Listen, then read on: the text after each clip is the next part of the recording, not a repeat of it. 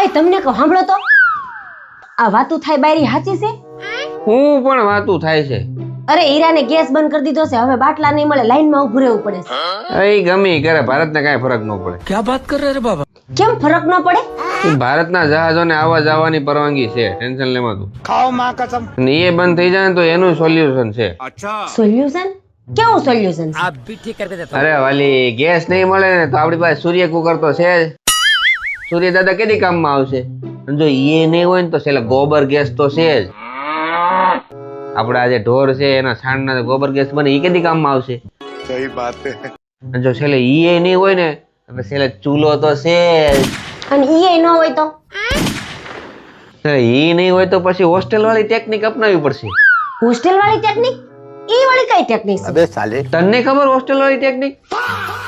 તું તો હોસ્ટેલમાં ભણી છો, તે ક્યારે નથી વાપરી? લે ઇસ્ત્રી ટેકનિક. અમે હોસ્ટેલમાં બધું આના ઉપર જ કરતા. ચા, પાણી ગરમ, રોટલી બધું આમાં થાય બકા.